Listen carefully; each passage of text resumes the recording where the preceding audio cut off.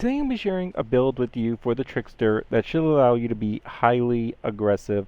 Now, this build revolves around 20 skill points because as I've seen in level 31 plus gameplay, all those about 30 plus characters all had 20 skill points. So I'm basing this around the max skill points being 20. Just to start off, I'm just going to show you the build real quick and then I'll get into some of the benefits of it. So first off, it's increase your health by 10%, receive 20% less damage from elites, increase your health by 10%, decrease shield degradation by 30%, increase your health by 10%, decrease your shield degradation speed by 30%, decrease the cooldown of your deception skills by 15%. Now this one I'm debating a little bit, but I'm thinking because going to have shield so often, I'm going with the increase your armor by 20%, decrease your shield degradation rate by 30%, increase your health by 10%. Now, there's two ways to do this build. One would stop right here, and I'll get into the other one, but you can finish this off too, and you can go with the 13 here, which would be the ammo regens health, increase your armor again by 20%, and every activation of deception skills grants you 20%. Since I haven't really tested the last two deception skills, I'm not sure how much I'm going to love those. But let's base it right off going with max right there to 13, so we have 7 to spend. So it's increased close range weapon damage by 15%. Here you're going to pick between reload time and armor piercing. That is your choice. Then you're going to go to increase your weapon damage by 8%, increase your critical damage by 20%, increase your close range weapon damage by 15%, activation of deception skills, increase your weapon damage by 50% for 8 seconds, and decrease the cooldown of your deception skills by 15%. Now this build semi-revolves around having the slow trap. You should have the slow trap enabled.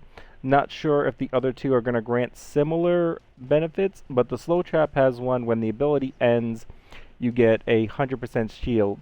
Now you will have to get this mod by luck on the gear, but it is one of the ones you can get. So this build revolves a little bit around that, being that it'd be highly beneficial to have that. So if you build it like this, every time you use any one of your deception skills, you would get 20% shield, giving you, every time you use a slow trap, you get 20% shield. Then when it ends, you'd have 100% shield. Now, if you don't already know, your shield is based off your max health. So this would allow you to have a very high shield that you could regen to the max every about 28 seconds after it ends. Maybe even lower after the game progresses and more abilities are unlocked.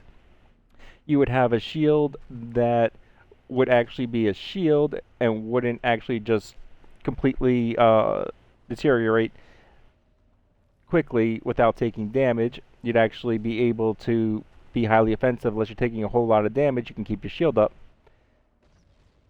But let me just go into the alternate build real quick. So say you ended it at 10 right here.